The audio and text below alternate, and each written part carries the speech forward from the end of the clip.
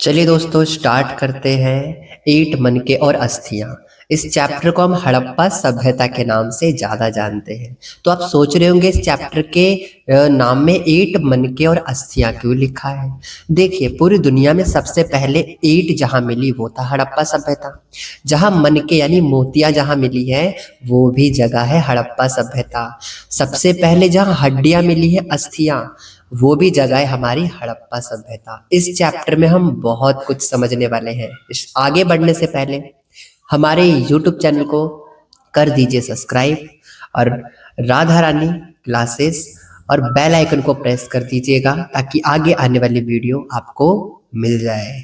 तो हड़प्पा सभ्यता हमारे चैप्टर का नाम है ईंट मनके और अस्थियां। मैंने अभी आपको बताया है कि ईंट मनके और अस्थियां क्यों चैप्टर का नाम रखा गया है। तो ये एनिमेटेड वीडियो है और अपने दोस्तों के साथ शेयर भी कर देना। चलिए स्टार्ट करते हैं। हड़प्पा सभ्यता की खोज किसने की थी, ये प्रश्न आता है। तो दयाराम साहनी ने 1921 में हड़प्पा सभ्यता की खोज की थी। अच्छा, तो हड़प्पा सभ्यता के अलावा एक मोहनजोदड़ो नाम की जगह थी, उसकी खोज किसने की? तो राखलदास बनर्जी ने मोहनजोदड़ो की खोज की थी जॉन मार्शल के नेतृत्व में। अच्छा, हड़प्पा सभ्यता का काल बताइए। तो हड़प्पा सभ्यता का काल था 2600 बीसी यानी ईसा पूर्व से लेकर 1900 ईसा पूर्व तक। तो अब हम चलते हैं मोहनजोदड़ो क्या है। देखिए मोहनजोदड़ो भी हड़प्पा सभ्यता में आता है। इसके दो पार्ट है, एक दुर्ग एक निचला शहर। एक एक करके आइए दोनों को समझते हैं। पहले चलते हैं हम दुर्ग पर। तो दोस्तों देखिए जो दुर्ग जगह थी वह ऊंचे पर बनाई गई थी। यह जगह छोटी तो थी परंतु ऊंचे पर बनाई गई थी। ऊंचे पर इसलिए बनाई गई थी क्योंकि ये ईंटों के चबूतरे से बनती थी। दुर्ग को चारों तरफ से दीवारों से घेरा जाता था।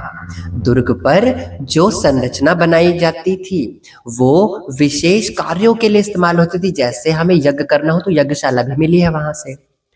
अच्छा, आपने छोटा भीम देखा होगा। तो छोटा भीम में जैसे दुर्ग छोटा भीम राजा का महल होता है ना, वैसा ही। तो अब चलते हैं निचला शहर। निचला शहर कैसा होता है? निचला शहर में आवासीय भवन थे यानी रहने के लिए घर थे।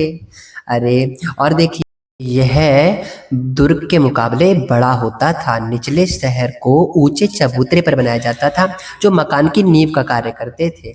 निचले शहर में बहुत ज्यादा मजदूरों की आवश्यकता पड़ी होगी क्योंकि वहां आवासीय भवन बनाए जाते थे। अब चलते हैं अगले टॉपिक पर, नाम है उसका हड़प्पा सभ्यता में जल निकासी व्यवस्था कैसी थी। ये मोस्ट इंपॉर्टेंट टॉपिक है, बार बार आता है पेपर में। तो चलिए स्टार्ट करते हैं। हड़प्पा सभ्यता की सबसे अनोखी जो विशेषता है ना वो जल निकासी प्रणाली है। यहाँ पे सबसे अद्भुत था, जैसे अभी होता है हमारे घर का पानी जो होता है वो बाहर कैसे नालियों से होके जाता था। तो बहुत प्लानिंग से बनाया जाता है, इसको लिखा है ना, बहुत प्लानिंग के साथ बनाया गया था।